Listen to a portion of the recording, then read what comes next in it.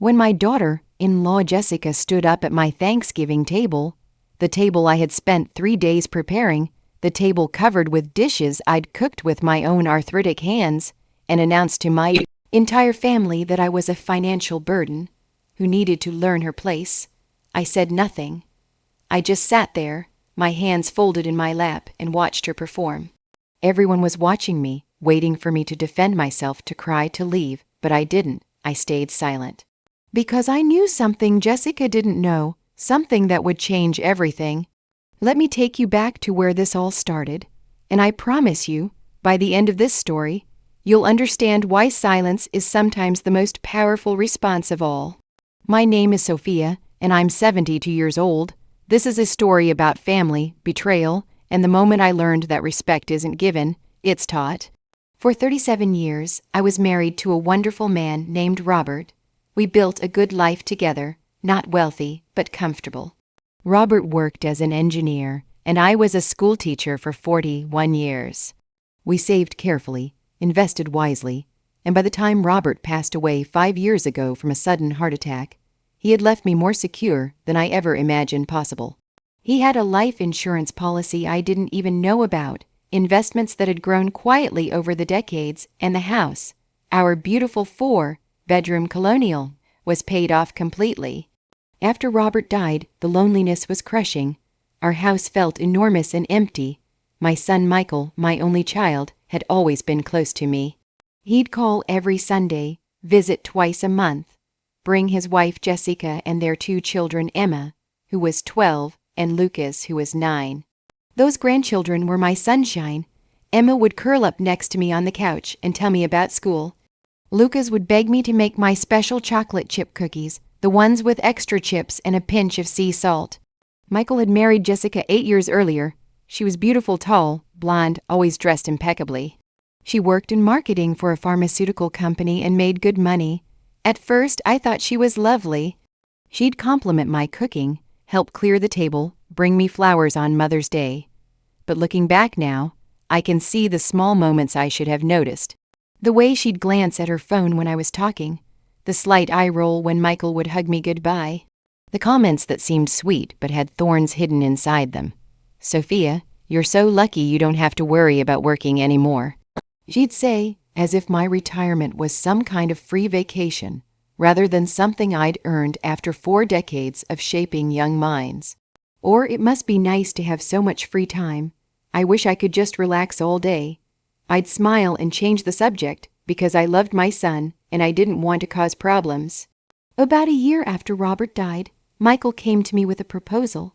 He and Jessica had been living in a cramped 3-bedroom apartment across town, and they wanted to buy a house. The market was competitive, and they were struggling to save enough for a down payment while also paying for the kids' activities and Jessica's student loans. "Mom," Michael said, sitting across from me at my kitchen table, "I hate to ask this, but would you consider helping us with the down payment? We found this perfect house, 4 bedrooms, great school district, a yard for the kids. We'd pay you back, I promise. We'd even put it in writing." I looked at my son's hopeful face and thought about those grandchildren growing up with more space to run and play. I thought about how Robert would have wanted to help his family, and honestly, I thought about how this might bring us all closer together. "How much do you need?" I asked. $80,000, he said quietly. "It's a lot, I know, but with that we could get into the house." And a yes, I said, cutting him off. "I'll do it."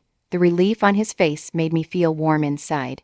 Jessica sent me a beautiful thank you card with a photo of the 4 of them in front of their new house, a lovely brick home with white shutters and a red door.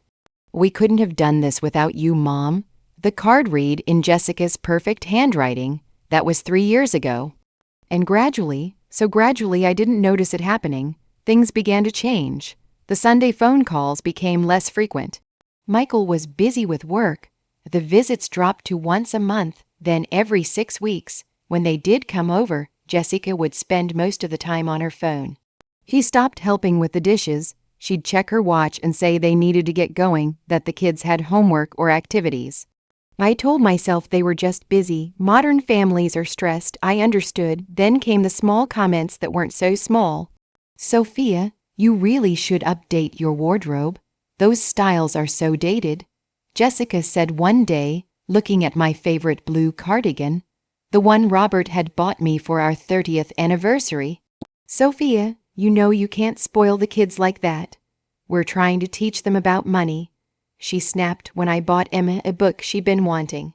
Sophia, maybe you should think about downsizing. This house is way too big for one person. It's actually kind of wasteful. That last comment stuck with me. Wasteful, my home of 37 years where I'd raised my son, where every room held memories of Robert, wasteful. I mentioned it to my friend Barbara one afternoon over tea. Barbara had been my colleague for 20 years before we both retired, and she knew me better than almost anyone. Sophia, she said carefully, has Michael paid back any of that money you gave them? I paused. The truth was, I'd never asked. When I gave them the $80,000, Michael had insisted on signing a promissory note, but I'd waved it off. Family doesn't need contracts, I'd thought. Family is built on trust. I'm sure they will when they can, I said. They have expenses with the children. Barbara gave me a look I couldn't quite read. Just be careful, honey. Sometimes people forget who helped them once they get comfortable. I laughed it off. My son would never forget. He was a good man. I'd raised him right, but Barbara's words stayed with me. The breaking point came 3 weeks before Thanksgiving. It was a Tuesday afternoon, around 3:47 p.m. I remember because I was watching my favorite cooking show. My phone rang. It was Michael. Mom, hi, he said, and something in his tone was off, strained. Is everything okay? The kids? Everyone's fine. Listen, Mom, I need to talk to you about something. Jessica and I have been discussing it, and we think it would be really good for you to consider selling the house. My hand tightened on the phone. Selling the house, Michael? This is my home. I know, but Mom, you're getting older. It's a lot of house to maintain. The yard work alone must be exhausting. And think about the property taxes, the utilities. You're on a fixed income. I'm perfectly comfortable, I said, my voice harder than I intended. But you could be more than comfortable. You could sell, buy a nice condo, or move into a senior living community. Those places have activities, other people your age. You wouldn't be so isolated. Isolated, that word hurt. I wasn't isolated by choice. I was isolated because my family had slowly stopped visiting me. Michael, I don't want to sell my house. There was a pause. Then I heard a muffled voice in the background, Jessica's voice, though I couldn't make out the words. The thing is, Mom, Michael continued, his voice taking on a tone I'd never heard from him before, impatient, almost cold. Jessica and I have been doing really well. Her company offered her a promotion, but it requires relocating to the regional office about 40 minutes away. We found this amazing house out there, 5 bedrooms, 3 acres of land. It would be perfect for the kids growing up. But it's expensive, and with interest rates the way they are. My heart sank as I understood where this was going. You want more money. And not more money, Mom. We want to buy your house. We'd give you fair market value. Well, maybe slightly under market because we'd be saving on realtor fees and... You want me to sell you my house, I said slowly, so you can flip it or rent it out to fund your new house. It's not like that. We'd make sure you got into a nice place. We'd help you move. Mom, this would be good for everyone. You'd have liquid cash. We'd have an investment property, and no. The word came out sharper than I intended. There was silence on the other end. Mom, I really think you should consider. I said, no, Michael, this is not up for discussion. This is my home. Your father and I built our life here. I'm not selling it. Another pause. Then Jessica's voice came through clearly, not even trying to be quiet anymore. I told you she'd be stubborn about this. My blood ran cold. Mom, Michael said, sounding frustrated now, we'll talk about this later. Just think about it, okay? For your own good. He hung up before I could respond. I sat there for a long time, the phone still in my hand, a cold feeling spreading through my chest. For your own good. The same words you'd use with a child who doesn't understand what's best for them. That's when I noticed something on the coffee table. A piece of mail I'd received that morning and hadn't opened yet. It was from Michael and Jessica's address, but it was addressed to me. I picked it up with shaking hands. It was a formal letter from a real estate company, a preliminary market analysis for my home, estimating its value at $625,000. Attached was a handwritten note in Jessica's handwriting. Sophia, just wanted you to see what your options look like. We can talk more soon. This could be a great opportunity for all of us. Love, Jay.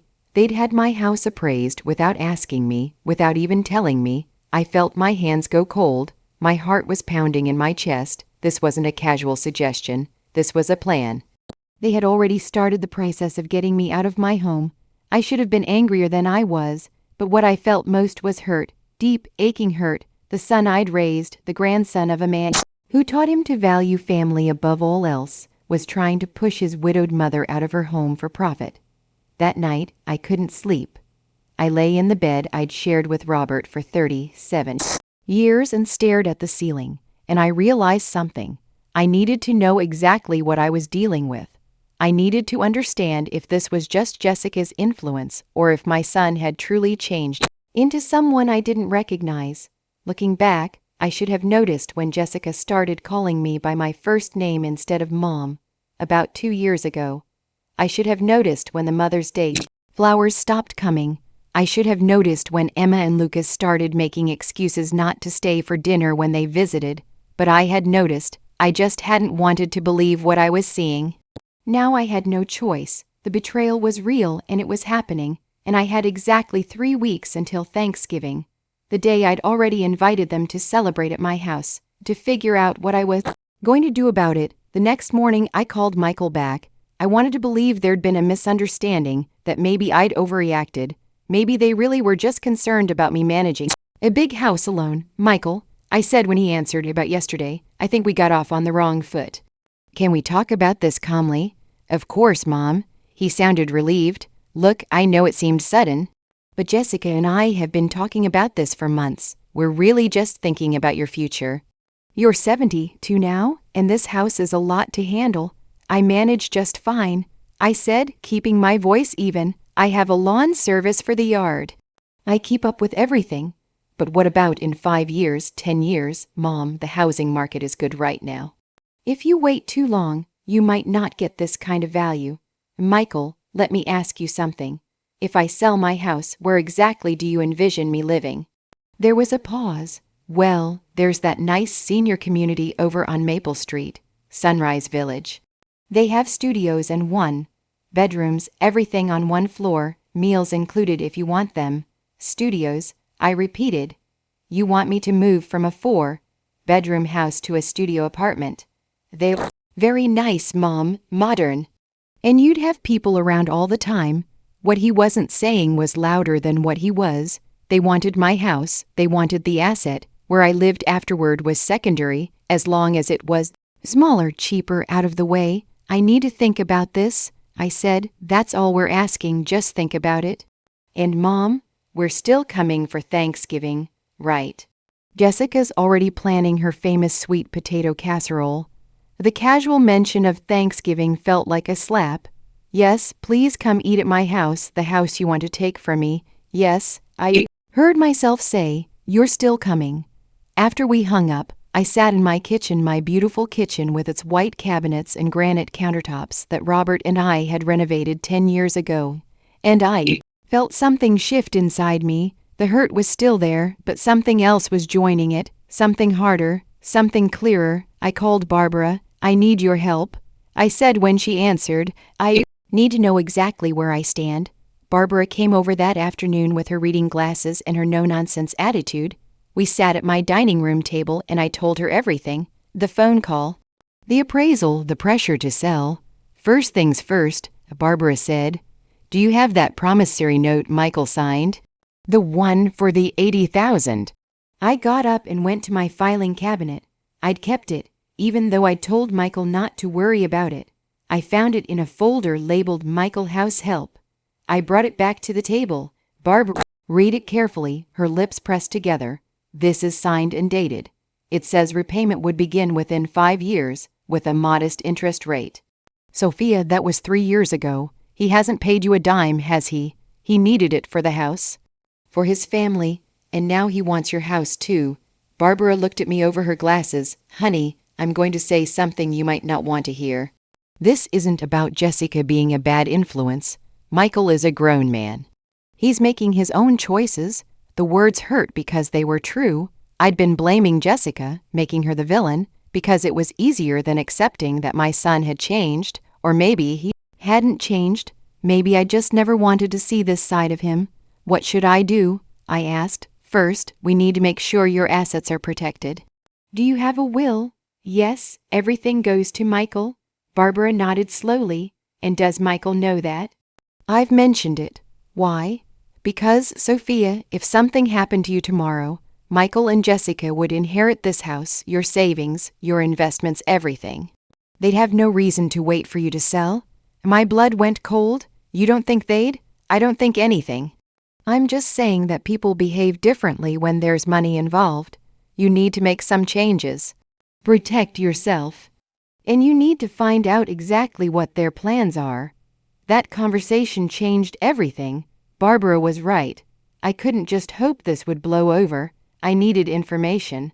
I needed to understand what I was dealing with. Over the next week, I did something I'd never done before. I started paying attention in a different way. When Michael called, I didn't just listen to what he said, I listened to what he didn't say. When Jessica posted on social media, I looked at her photos more carefully, and I found something. Jessica had posted a photo of a house, a gorgeous 5-bedroom colonial with a wraparound porch, sitting on acres of wooded land. The caption read, "Dream home goals." House, sparkles. Sometimes you have to manifest your blessings. Big things coming soon. Dizzy, the post was 2 weeks old. I checked the date. It was posted the day before Michael first called me about selling my house. I clicked on the photo to see if there were any tags or location information, and there in the comments, I saw something that made my heart stop. One of Jessica's friends had written, "OMG Jess, this is gorgeous. So happy for you guys. Can't believe you got your offer accepted. Party popper." And Jessica had replied, "Thanks, babe. We close in 6 weeks, just working out a few final financial details." Winking face, 6 weeks. I looked at the calendar. That would be the first week of December, right after Thanksgiving. They'd already made an offer on a new house. They were counting on my money, my house, to finance their dream home, and they hadn't told me. The betrayal cut deeper this time because now I understood. This wasn't a suggestion for my own good. This was a transaction. I was an obstacle to their plans, but what I didn't know was that things were about to get even worse. The following Saturday, I did something I'm not proud of, but I'd reached the point where I needed answers more than I needed to maintain some idealized version of my relationship with my son. I knew Michael and Jessica's schedule. Saturday mornings, Jessica took Emma to dance class and Michael took Lucas to soccer. They'd be gone from 9 a.m. until at least noon. I still had a key to their house from the times I used to babysit. I drove to their beautiful brick home, the home I'd helped them buy, and I let myself in. My hands were shaking. I'd never invaded my son's privacy like this, but I kept thinking about that social media post, about them closing on a house in 6 weeks, about the pressure to sell my home. I needed to know what was really happening. I went straight to Michael's home office. His desk was neat and organized, very much like his father. I sat down in his chair and looked around. There was a filing cabinet in the corner. I opened the top drawer. The first folder was labeled Mom's House. My heart pounded as I pulled it out and opened it. Inside were documents I never knew existed. The real estate appraisal I'd received was there, but it was dated 3 months early. They'd been planning this for far longer than I realized. There were printouts of comparable home sales in my neighborhood. There were calculations of potential profit if they bought my house at a family discount, and either rented it out or sold it at market value. I felt sick, but then I found something else, a document from a financial advisor, dated 6 weeks earlier. It was a consultation summary about leveraging family assets to finance new home purchase.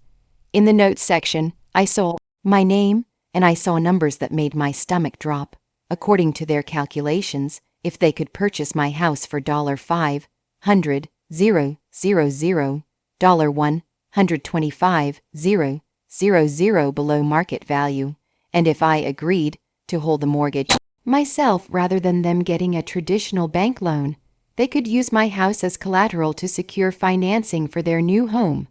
They'd be paying me a minimal monthly amount while using equity in my home to fund their upgrade. I sat back in the chair, the document shaking in my hands. They weren't planning to give me $500,000 in cash. They were planning to give me a promise to pay me over time, while they used my home's value for themselves immediately. And there, at the bottom of the document, was a handwritten note in Jessica's handwriting. Mention senior living communities. Emphasize safety and appropriate for her age. Make it seem like her idea. I felt something inside me crystallize. This wasn't concern. This was manipulation. This was a strategy. I kept looking through the folder. There were more documents, printouts of senior living facilities with pricing circled. They ranged from $2,500 to $4,500 per month. I did the quick math in my head. Even at the lower end, I'd burn through the $500,000. They planned to pay me in less than 17 years, assuming I lived that long and didn't have any major medical expenses. I was 72 years old. My mother lived to be 93. Robert's mother made it to 96. I had, God willing, another 20 years ahead of me, and they were planning to leave me with just enough money to maybe barely cover living in a studio apartment in a facility where I knew no one. That's when I noticed something that changed everything. Tucked into the back of the folder was another document, a loan statement from their bank. I pulled it out and started reading. Michael and Jessica had taken out a home equity line of credit on their current house, the house I'd helped them buy, for $120,000. Date on the loan was 18 months ago. I thought about that timing. 18 months ago, that's when the Sunday phone calls started becoming less frequent. That's when they started being too busy to visit as often. I kept reading. The loan statement showed monthly payments they'd been making. But there was a note at the bottom, a payment history. And in the last 6 months, there were late payment notifications. They were struggling financially. I looked through more documents, credit card statements Michael had printed out, probably to review their finances. The balances made my eyes widen. Between the two of them, they had over $75,000 in credit card debt. Jessica's student loans still had $60,000 remaining. The kids' private school and activities cost over $3,000 per month. They were drowning in debt, and they saw me, saw my house, my savings, my life insurance from Robert, as their life raft. I sat in that office for a long time, just staring at the papers spread across the desk. How could I have been so blind? All those comments about me downsizing, about me being wasteful, about me needing to think about my future, none of it was concern. It was projection. They were the ones in financial trouble.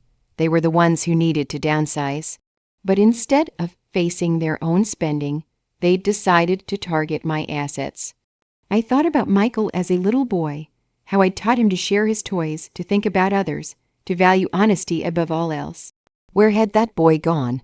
When had he become a man who could plan to manipulate his own mother out of her home? My phone buzzed. It was a text from Michael. Mom, just wanted to remind you we're all looking forward to Thanksgiving at your place. Jessica wants to know if we should bring anything besides her sweet potato casserole. I stared at that text for a long moment, the casual tone, the sweet potato casserole, the complete lack of awareness that I just discovered their entire plan. I texted back, just yourselves, looking forward to it. Then I carefully put every document back exactly where I'd found it, closed the folder, shut the filing cabinet, and left the house. My hands were steady now. I wasn't shaking anymore, because I just realized something important. They thought I was weak. They thought I was old and naive and easy to manipulate. They thought that because I was quiet, because I'd always put family first, because I didn't fight back when Jessica made her little comments, that I would just roll over and give them what they wanted. They were wrong. I drove home and sat in my driveway for a few minutes, just thinking. I looked at my house, my beautiful home with its red front door, and the garden Robert had planted 20 years ago. I thought about all the dinners we'd hosted here, all the Christmases, all the ordinary Tuesday nights watching TV together. This wasn't just a house, this was my life, and I wasn't giving it up. That's when I noticed something that changed everything. In my mailbox was a large envelope from the county clerk's office. I opened it, curious. Inside was a document I'd forgotten I'd requested 3 weeks earlier, before any of this had started. It was a property deed record. I'd requested it for estate planning purposes, just to make sure everything was in order. But now, looking at it with new eyes, I saw something I'd forgotten about. When Robert and I bought this house 37 years ago, we'd structured the ownership in a specific way on the advice of our financial advisor. The house was in a trust, the Sophia and Robert Martinez Family Trust. When Robert died, I'd become the sole trustee. But the trust had specific provisions about how the property could be sold or transferred. It required the approval of the trustee, me, and it required a 90-day notice period for any changes to the trust assets. Michael couldn't just pressure me into a quick sale. Even if I wanted to sell to him, it would require legal processes and a mandatory review period. They didn't know about the trust structure. I'd never mentioned it because it had seemed unnecessary. But now I understood. I had more protection than they realized and more time to plan. I went inside and called Barbara again. "I need to talk to a lawyer," I said, "and I need to make some changes to my will." "Now you're thinking clearly," Barbara said. "I know someone. She's excellent. When do you want to meet?" "As soon as possible, but Barbara, it has to be before Thanksgiving. I have a plan, and I need everything in place before they come to dinner." The lawyer's name was Christine Morneau, and Barbara had known her for years. They'd worked together on several school board issues when Barbara had been a teacher. Christine was in her mid-50s, sharp-eyed, and didn't waste time with pleasantries. I met her at her office on Monday morning. I brought all the documents I'd photographed from Michael's office. Yes, I'd taken photos with my phone before I left, though my hands had been shaking so badly I wasn't sure they'd come out clearly.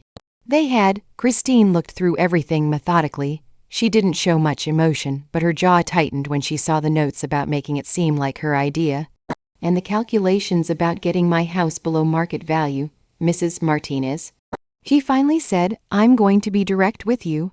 What your son and daughter-in-law are planning isn't technically illegal. You can sell your house to anyone you want for any price you want, but it is absolutely unethical, and it's what we call elder financial exploitation. If they were to pressure you, threaten you, or coerce you in any way, that would cross into illegal territory." "What are my options?" I asked. "First, let's talk about the $80,000. You have a signed promissory note. It's been 3 years. You are legally entitled to demand repayment with interest as specified in the note. Based on the terms here, they currently owe you approximately $92,000. I felt my eyes widen. I'd almost forgotten about that money. In my mind, it had been a gift, even though Michael had insisted on the note.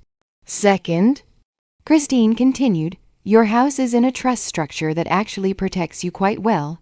They can't force a sale, and any sale would require legal proceedings with multiple checkpoints. You're much more secure than they probably realize. What about my will? You said everything currently goes to Michael. Given what we're seeing here, I'd strongly recommend some changes. Not cutting him out entirely. That could be challenged. But adding some protective measures, a trust structure for your estate, specific conditions on inheritance, perhaps naming an independent executor rather than Michael. I want to add my grandchildren," I said suddenly. "Emma and Lucas, they shouldn't be punished for their parents' greed. When I die, I want them to have something for college for their futures, something their parents can't touch." Christine nodded, taking notes. "We can absolutely do that. We can set up educational trusts that would be protected until they reach a certain age." We spent the next 2 hours going through every detail of my financial situation. Christine was thorough and patient, explaining everything in clear terms. By the time I left her office, I had a plan. The new will would divide my estate into thirds. 1/3 would go to Michael outright, ensuring he couldn't claim he was cut out. 1/3 would go into educational trusts for Emma and Lucas, managed by an independent trustee until they each turned 25.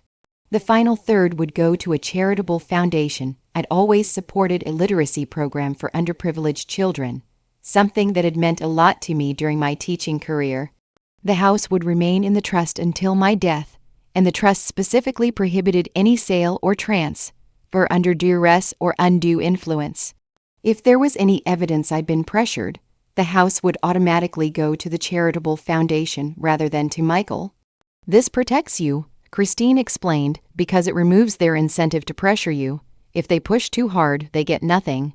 I signed the new documents on Wednesday morning. Christine had rushed everything through, understanding the timeline.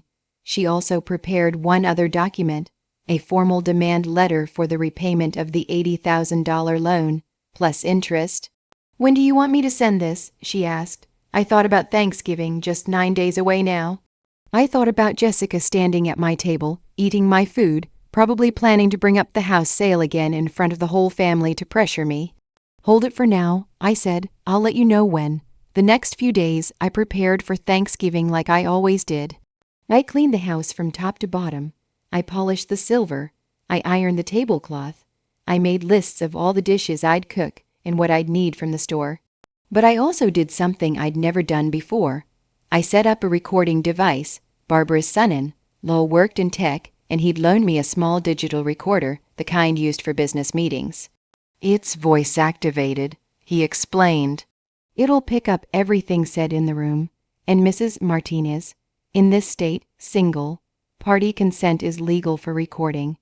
As long as you're present and part of the conversation, you're not breaking any laws." I wasn't sure I'd need it, but I wanted to be prepared. I also made another phone call to my brother David in Arizona. David was 3 years older than me, a retired police officer, and we'd always been close. I told him everything. "The whole story, Sophia," he said, his voice tight with anger. "Why didn't you call me sooner? I'll fly out there. I'll talk to Michael. I'll know," I said firmly. "I need to handle this myself, but David, I need you on standby. If things go badly, if I need backup, can you be available on the phone?" "I'll have my phone in my hand all day," he promised. "You call me if you need anything. Anything, Sophia, I mean it." On the Tuesday before Thanksgiving, Michael called. "Hey, Mom, just confirming we're still on for Thursday. We'll be there around 2 p.m. And Mom, Jessica wanted me to ask if maybe after dinner we could all sit down and talk about the house situation. She's got some new information that she thinks you'll really want to hear." I felt my jaw tighten. Of course she did. They were planning to ambush me at Thanksgiving dinner, probably in front of Emma and Lucas, so I'd be too embarrassed to say no firmly. "We can discuss it if you'd like," I said calmly. "Great, thanks, Mom, you're the best. See you Thursday." After he hung up, I stood in my kitchen and took a deep breath. Little did they know I was 3 steps ahead. Little did they know I had a lawyer, new estate documents, and a recording device. Little did they know I'd found their secret files and understood their entire plan. But most importantly, little did they know that the quiet, accommodating mother they thought they could manipulate had spent the last 2 weeks transforming into someone very different. Someone who was done being taken advantage of. Thanksgiving morning dawned cold and clear. I was up at 5 a.m., like I had been every Thanksgiving for 40 years. I put the turkey in the oven, started the cranberry sauce, began prep work on the mashed potatoes and green bean casserole. As I worked, I thought about all the Thanksgivings before this one, the year Michael was 6 and insisted on helping make the pumpkin pie, ending up covered head to toe in flour. The year Robert carved the turkey while doing his terrible celebrity impressions, making us all laugh until we cried. The first Thanksgiving after Emma was born, when she slept in her carrier next to the table, so tiny and perfect. This year felt different. The food was the same. The house smelled the same. That beautiful combination of roasting turkey, cinnamon, and fresh bread. But everything had changed. At 1:00 p.m., I set the table. I used the good china, the set that had been Robert's grandmother's. I lit candles. I arranged a centerpiece of fall flowers. I made everything perfect, just like I always did. And then I placed the small digital recorder under my seat cushion, pressed the button to activate it, and waited. They arrived at exactly 2:07 p.m. I heard the car doors slam, heard Emma and Lucas's excited voices. "Grandma, Grandma, we're here." I opened the door with a smile. Emma hugged me tightly. Lucas was showing me a drawing he'd made at school. For a moment, everything felt normal. These were my grandchildren, and they loved me. That love was real, even if their parents had become corrupted by greed. Michael hugged me. Happy Thanksgiving, Mom. Something smells amazing. Jessica came in last, carrying her famous sweet potato casserole. She was dressed impeccably, as always, a cream-colored sweater that probably cost more than my entire outfit, perfectly styled hair, flawless makeup. Happy Thanksgiving, Sophia, she said, her smile not quite reaching her eyes. Where should I put this? Kitchen counter is fine, I said. Make yourselves comfortable. Dinner will be ready in about 30 minutes. I watched them settle into my living room. Michael helped Lucas set up a video game. Emma curled up in what had always been her favorite chair, reading a book. Jessica sat on the couch, scrolling through her phone. I went back to the kitchen to finish the last preparations, and I heard Jessica's voice, pitched low but not low enough. Remember, we bring it up after dessert, when she's relaxed and full. We present it as helping her, not helping us. And Michael, you need to back me up this time. Last time you got too soft. I will, Michael said. She's my mom, Jess. And this is our future, our kid's future. She's got more house than she needs and more money than she'll ever spend. This is what's best for everyone. I stood at the kitchen counter, my hands gripping the edge, and took a slow, steady breath. This was really happening. They were really going to do this, but so was I. At 2:45 p.m., I called everyone to the table. We sat in our usual spots. Me at the head where Robert used to sit, Michael to my right, Jessica to my left, Emma and Lucas on the other side. The table was beautiful, covered with food that I'd spent 3 days preparing. We held hands for grace. Michael said the blessing, thanking God for family and abundance and health. I almost laughed at the irony. For the first hour, everything was normal. We ate, the food was perfect, the turkey moist, the stuffing flavorful, the mashed potatoes creamy. Emma told me about her school play. Lucas talked about his soccer team. Michael told a funny story about something that happened at his work. Jessica was quieter than usual, but she complimented the food. This turkey is delicious, Sophia. You really outdid yourself. Thank you, Jessica. I watched her carefully. She kept glancing at Michael, little looks that seemed to say soon. After the main course, I brought out the pies, pumpkin and apple, both homemade. I served everyone, poured coffee and sat back down. That's when Jessica made her move. Sophia, she said, setting down her fork and arranging her face into what I'm sure she thought was a caring expression. Michael and I wanted to talk to you about something important. Something we've been thinking about a lot lately. Here it comes, I thought. I took a sip of my coffee and said nothing. We've been worried about you, Jessica continued. Living alone in this big house, it's a lot of work, a lot of maintenance, a lot of risk, 2 stairs, yard work, all of it. What if something happened and no one was here to help you? I manage just fine, I said calmly, but you shouldn't have to just manage, Jessica said, her voice dripping with false concern. You should be enjoying your retirement, not worrying about household maintenance. That's why we've been researching some options for you. She pulled out her phone and swiped to a website. Look at this place, Sunrise Village. It's a beautiful senior living community. They have studios and bedrooms, everything on one floor. They organize social activities, have dining rooms, even provide housekeeping. You'd have friends, activities, no responsibilities. I don't want to move to a senior facility, I said. But Mom, Michael jumped in. It would be so much better for you. You'd have people around. You wouldn't be lonely. And honestly, at your age, it's just safer. At your age. Those words hung in the air. And here's the thing, Jessica continued, her voice getting more animated. If you sold this house, you'd have so much money. You could afford any facility you wanted. You could travel, spoil the grandkids, really enjoy your retirement. I already enjoy my retirement, I said. Jessica's smile tightened. Sophia, I think you're being a little resistant to change. Change is good. Change is healthy. And Michael and I have been thinking, what if we bought the house from you? That way it stays in family. We could rent it out, or maybe use it as an investment property. You'd get the money you need, and we'd handle all the hassle of selling. There it was. The real agenda, out in the open. Emma and Lucas had stopped eating. They were looking back and forth between the adults, sensing the tension. How much would you pay me for my house? I asked quietly. Jessica glanced at Michael. He cleared his throat. We were thinking something fair, maybe 500,000. I know the appraisal came in higher, but with family sales, you save on realtor commissions and… This house is worth $625,000, I said. Why would I sell it to you for 500,000? That's $125,000 discount. Because we're family, Jessica said, and now her voice had an edge to it. Because Michael is your son. Because we helped you so much after Robert died, being there for you, supporting you. You want to talk about support? I said, my voice still calm, still quiet. Let's talk about support. Let's talk about how 3 years ago I gave you $80,000 for a down payment on your house. I have the promissory note. You said you'd pay me back. How much have you paid back, Michael? Michael's face went pale. Mom, we've had expenses. The kids, Jessica's student loans. I didn't ask about your expenses. I asked how much you've paid back. The answer is zero.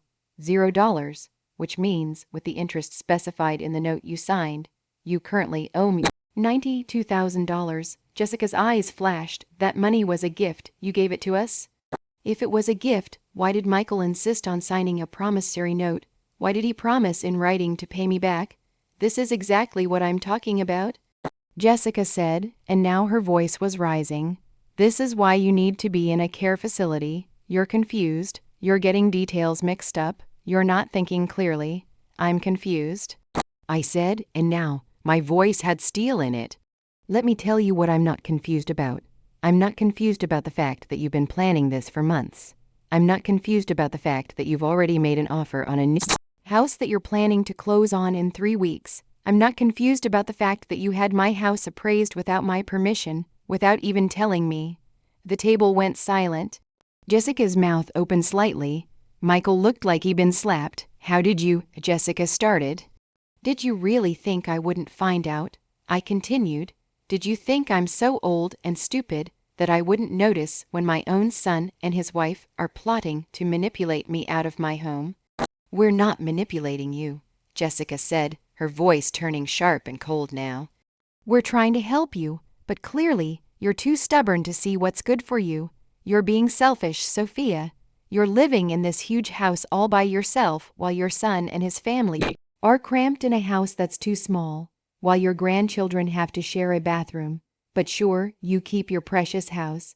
Keep being selfish. Selfish, I repeated slowly. I'm selfish because I won't give you my house for below market value, so you can fund your upgrade to a 5-bedroom home with 3 acres. I'm selfish because I won't move into a studio apartment, so you can use my life savings as your personal bank. Mom, Michael tried to interrupt, but Jessica wasn't done. She stood up, her chair scraping loudly against the floor. Her perfect composure was cracking. You know what? I'm tired of tiptoeing around this. We've done everything for you. We visit you. We include you in our lives. We bring the kids to see you even though it's inconvenient. You visit once every 2 months, I said. You stopped calling. You made excuses, and the reason isn't because you're busy. It's because you were pulling away, so I'd be more desperate for family connection when you made this pitch. Jessica's face flushed red. You think you're so smart. You think you've figured us out. But here's the reality, Sophia. You're an old woman living alone in a house that's too big for you. You're going to get older. You're going to need help. And when that time comes, don't come calling us because we've tried to help you and you've thrown it in our face. That's enough, Michael said quietly. But Jessica wasn't stopping. She was on a roll now, all her carefully constructed concern stripped away, showing the ugliness underneath. No, Michael, she needs to hear this. She needs to understand that families help each other. They don't hoard their resources while their children struggle. She had her chance to be generous, to be a good mother and grandmother, to set her family up for success. But instead, she's going to sit in this house alone until she dies, and then what? Then we get it anyway. Well, congratulations. Sophia, you'll be dead, but at least you won your little power struggle. Emma started crying. Lucas looked terrified. Michael had his head in his hands, and I sat there, perfectly calm, perfectly still, and said, Are you finished? Jessica glared at me. I'm finished with this conversation, yes. Kids, get your coats. We're leaving. No, I said firmly. You're not leaving yet, because there's something you need to know. Something that's going to change your understanding of this situation completely." Jessica crossed her arms. "What?" I looked at Michael. "Did you tell her about the trust?" He blinked. "What trust?" "This house isn't in my name. It never has been. When your father and I bought this house 37 years ago, we put it in a family trust. I'm the trustee, which means this house can't be sold quickly or under pressure. Any sale requires a 90-day review period and legal proceedings. You couldn't pressure me into a quick sale even if I wanted to." Michael's face went even paler. "But more importantly," I continued, "I need to tell you about my will." "Mom, please," Michael said. "My original will left everything to you, Michael. This house, my savings, my investments, everything. That's what you've been counting on, isn't it? Eventually, when I'm gone, you get it all anyway, so why not speed up the process?" Jessica had gone very still. "But here's what you don't know. Last week, I changed my will. This house upon my death will no longer go to you.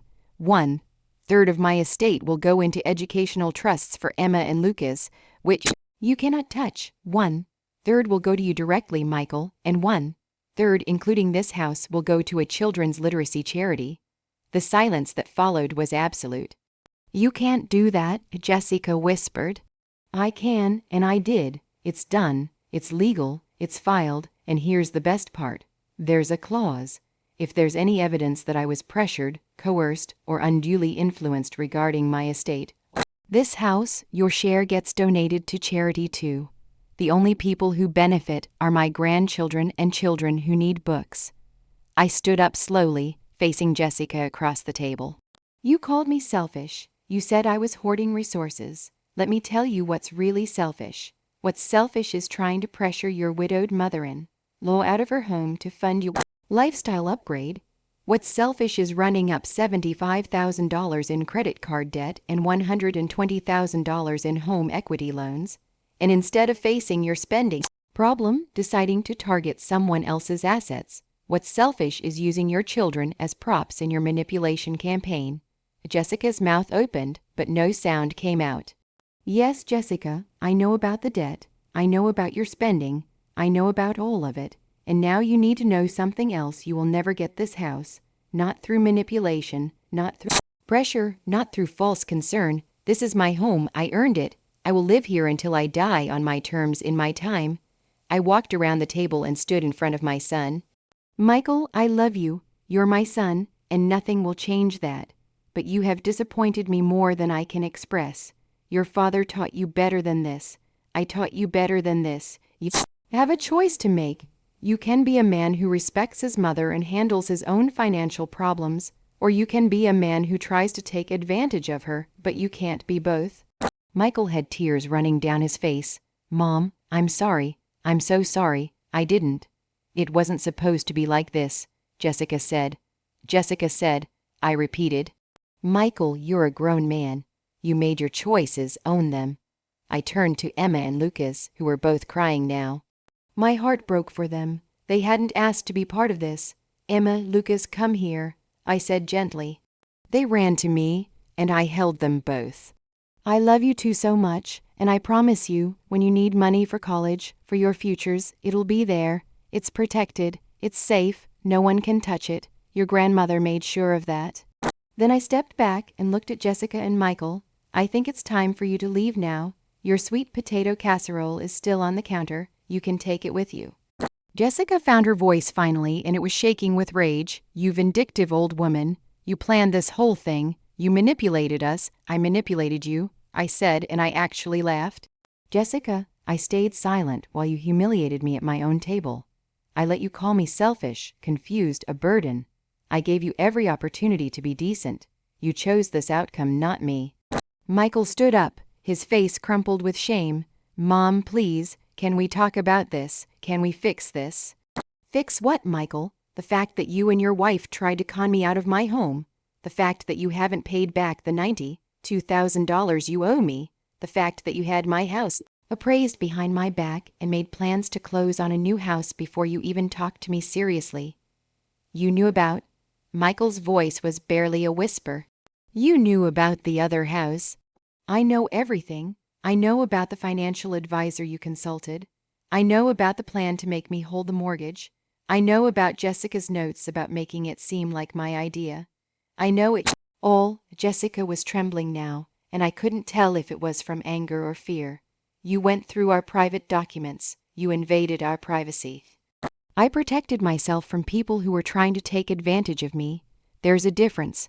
What do you want? Jessica asked, her voice cold as ice. Do you want us to grovel? Do you want us to beg? What will it take to make you drop this drama? Drama? I said. Jessica, there's no drama. I'm simply informing you that your plan failed. That's not drama, that's fact. I walked to the sideboard and picked up an envelope I'd placed there that morning. I handed it to Michael. What is this? He asked. Open it. He did, with shaking hands. Inside was a letter from Christine Morneau, on law firm letterhead. It was the formal demand for repayment of the $92,000 loan. Michael read it, his face going from pale to gray. Mom, we don't have this kind of money. You know we don't. If you demand repayment, you'll have to face the consequences of borrowing money you couldn't pay back, I said. The note specifies that if you default, I can place a lien on your property, which means your house, the house I helped you buy, could be sold to satisfy the debt. You wouldn't, Jessica whispered. I won't have to if you pay what you owe. You have 90 days from the date on that letter to begin repayment. My lawyer has outlined a payment plan option. $1,500 per month until the principal and interest are satisfied. That's reasonable, considering your household income. $1,500 a month. Jessica's voice was rising again. We can't afford that. We have expenses, we have debt, you have debt, massive debt from overspending and poor financial choices. But that's not my problem, Jessica. You wanted to treat our family relationship as a financial transaction. Fine. Here's your transaction. You borrowed money. I want it back. Michael sank back into his chair. Mom, please, there has to be another way. We're family. You're right, we are family, I said, and my voice softened just slightly. Which is why I'm giving you a payment plan option instead of demanding the full amount immediately. Which is why I'm not suing you for emotional distress or elder abuse. Which is why your children still have educational trusts waiting for them. I'm not trying to destroy you, Michael. I'm trying to teach you something your father and I apparently failed to teach you before. Actions have consequences. There was a long silence. Emma and Lucas were still standing near me, holding onto my arms. I could feel them shaking. Emma, Lucas, I said gently, why don't you go to the family room? You can watch TV or play video games. The adults need to finish talking. They didn't want to leave me, I could tell, but they went. I waited until I heard the TV turn on before I continued. Here's what's going to happen now, I said, my voice firm and clear. You're going to take your payment plan letter. You're going to consult with a financial advisor, a real one, not someone who tells you how to manipulate family members. You're going to deal with your debt, and if you close on that new house you've been planning to buy, I will know, and I will demand immediate full repayment. You're monitoring our finances now, Jessica said incredulously. No, Jessica, I'm protecting myself. There's a difference. You made your financial situation my business when you decided my house should solve your problems. Michael's voice was hollow. What about us? What about our relationship? I looked at my son, really looked at him, and I saw Robert in his eyes, Robert in the shape of his face. And it hurt so much because Robert would have been ashamed. Robert would have stopped this before it started. That's up to you, Michael, I said quietly. I love you, that hasn't changed, but I don't trust you anymore. You destroyed that. If you want to rebuild it, you can start by being honest. No more schemes, no more manipulation. You pay what you owe, you handle your own financial problems, and you treat me with the respect I deserve. And if we can't pay, Michael asked, his voice breaking, then we go through legal proceedings. Your house gets liened. You face the consequences. Michael, I'm not trying to be cruel, but I will not be a victim. I will not let you destroy my security. Fix your mistakes. Jessica grabbed her purse from the counter. Come on, Michael. We're leaving. Get the kids. No. Michael said, not moving. Not yet. Jessica stared at him. Excuse me. I said not yet. Michael looked at me, tears streaming down his face. Mom, I'm sorry. I'm so sorry. You're right about all of it. I let Jessica convince me that it was okay, that we were helping you, but I knew it was wrong, and I did it anyway. I thought, I don't know what I thought, that you'd never find out, that you'd just go along with it because you love us. I do love you, I said, my own eyes burning now. But love doesn't mean letting yourself be taken advantage of. I know that now. He stood up and walked over to me. Can I hug you? I hesitated for only a second before I nodded. He wrapped his arms around me and he was sobbing. I'm sorry. I'm so sorry. I'll pay you back every penny, I promise, even if I have to get a second job, even if it takes years, I'll pay you back. I held my son and felt my heart breaking and healing at the same time. Okay, I whispered, okay. When he pulled back, Jessica was standing at the door, her face like stone. Are you coming, Michael? Yes, he said, wiping his eyes. But Jess, we need to talk. We need to make some changes. Changes, Jessica repeated flatly. I mean it. We need to live within our means. We need to cancel the offer on that house. We need to fix our spending, and we need to apologize to my mother. Jessica's jaw tightened, but she nodded once, sharply. She didn't apologize. She didn't look at me, but she nodded. Michael went to get Emma and Lucas. They came out reluctantly, Emma's eyes red from crying. Can I still call you Grandma? Emma asked in a small voice. Of course you can, sweetheart, anytime. I'm always here for you. Lucas hugged me tightly. I love you, Grandma. I love you too, buddies, so much. They filed out Emma, Lucas, then Michael, who looked back at me one more time with a mixture of shame and something that might have been respect.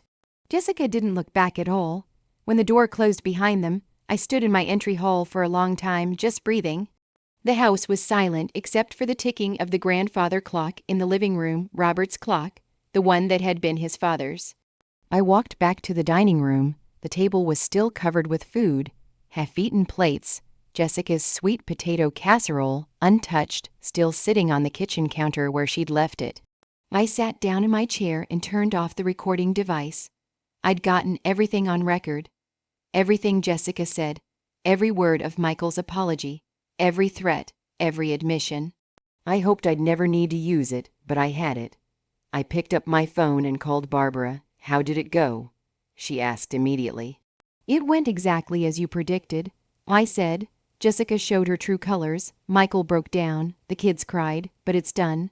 Are you okay? I thought about that question. Was I okay? My son had tried to manipulate me. My daughter-in-law had called me selfish and confused. I'd had to threaten legal action against my own family. My Thanksgiving dinner was ruined, but I still had my house. I still had my dignity. I still had my security. And most importantly, I had proof that I wasn't crazy or confused or imagining things. I had been right to trust my instincts. Yes, I said, I'm okay. I'm more than okay, actually. I'm free. The next few weeks were strange.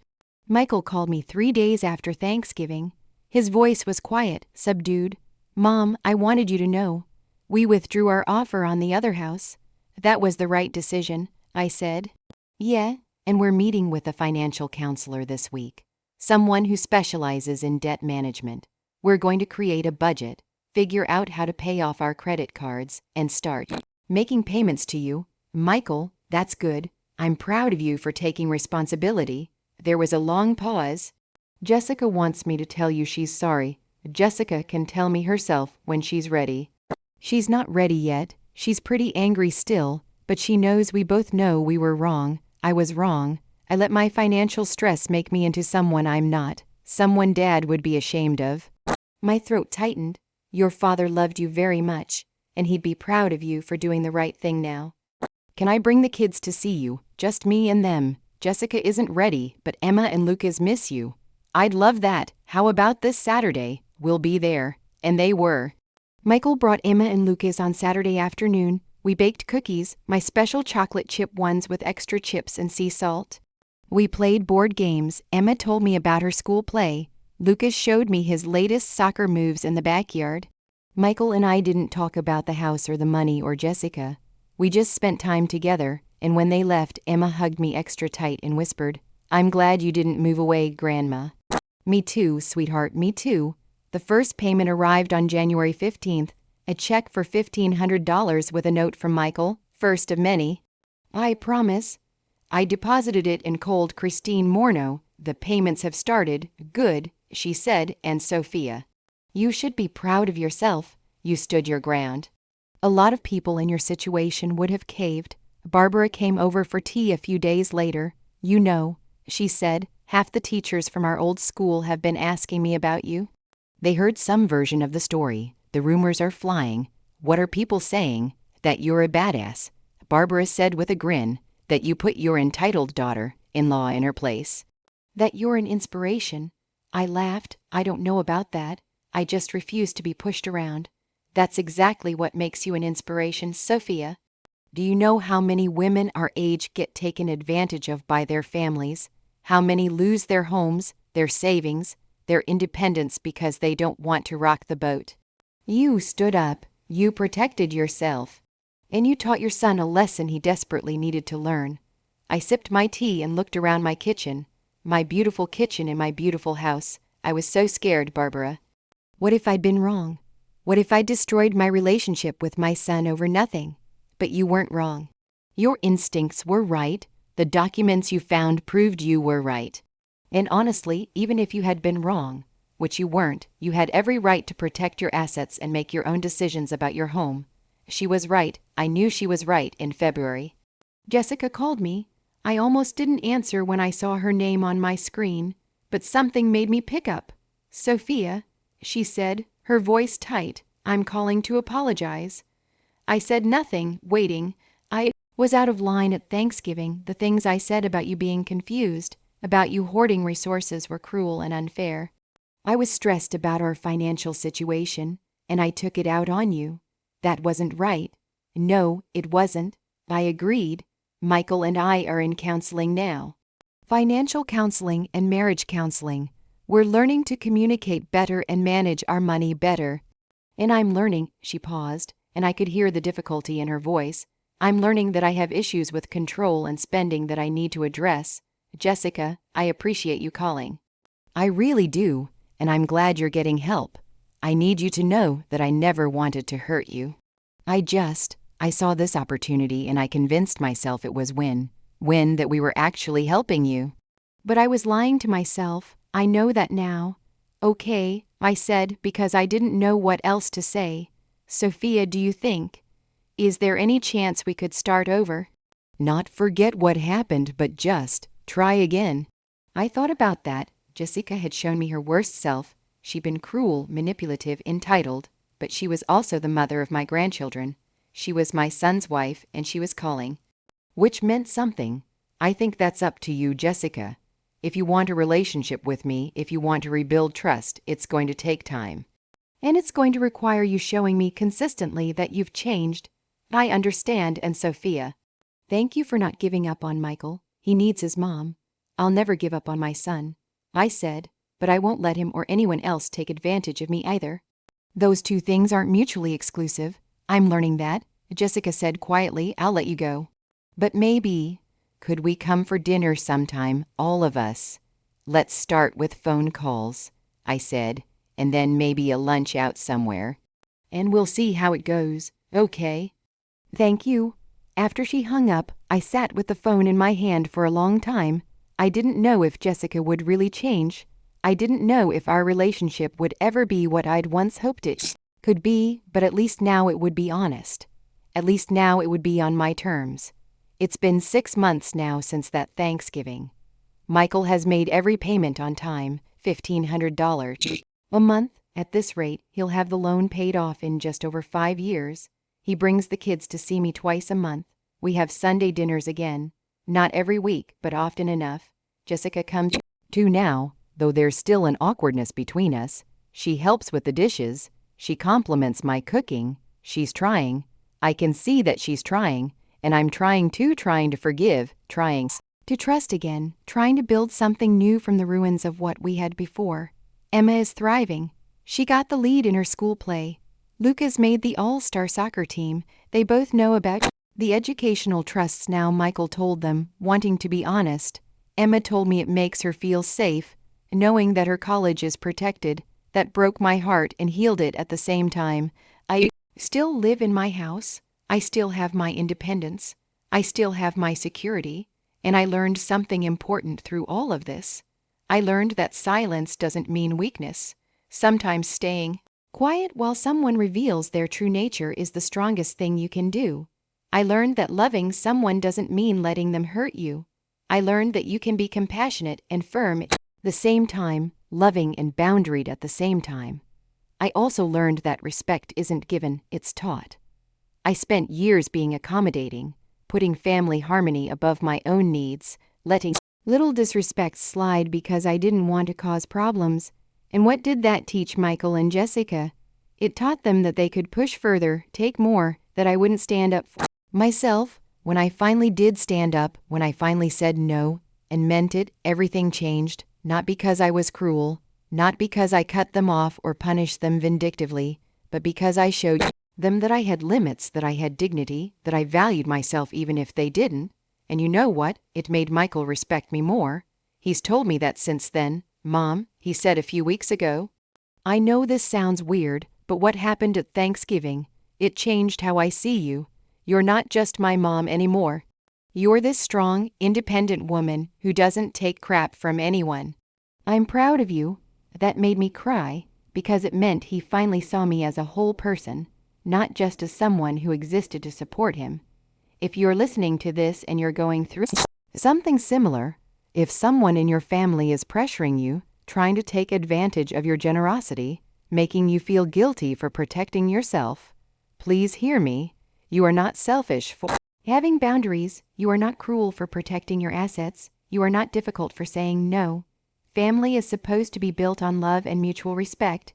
If your family members are treating you like an ATM, if they're making you feel bad for having something they want, if they're manipulating you or pressuring you or making you doubt your own clarity of mind, that's not love. That's exploitation, and you have every right to protect yourself. You have every right to say no. You have every right to demand repayment of loans you made. You have every right to change your will, to set up trusts, to consult lawyers. Don't let anyone make you feel guilty for doing what you need to do to stay secure. I'm 72 years old. I've been a teacher, a wife, a mother, a widow, a grandmother. I've lived long enough to know that the people who truly love you will respect your boundaries. They might not like them at first, they might push back, but eventually, if they really love you, they'll understand and accept them. And if they don't, then you have your answer about what your relationship is really based on. I still don't know exactly how my relationship with Jessica will evolve. I hope it gets better. I hope she continues to grow and change. But if it doesn't, if she decides she can't accept the new terms of our relationship, that's her choice. I'll be sad. I'll be okay, because I have myself. I have my dignity. I have my home. And I have the knowledge that I stood up when it mattered. That I didn't let fear or guilt or the desire to keep the peace make me compromise my own security. That when it counted, I was strong. Thank you for listening to my story. It's not an easy story to tell. It's not a story I'm proud of in many ways. I wish my son had never put me in this position. I wish I'd recognized the warning signs earlier. I wish I hadn't needed to threaten legal action against my own family. But it's my story, it's true, and if it helps even one person find the courage to stand up for themselves, to set boundaries, to say no when they need to say no, then sharing it was worth it. If this resonated with you, I'd love to hear about your experiences in the comments. Have you dealt with financial pressure from family members? How did you handle it? What did you learn? Remember, every story has a lesson, and yours might be just beginning. Don't be afraid to be the author of your own story, even when it's hard, even when it means disappointing people you love, even when it means standing alone, because sometimes standing alone is better than standing for something wrong. Thank you for spending this time with me. This is Sophia reminding you that you are valuable, you are worthy of respect, and you are allowed to protect yourself always.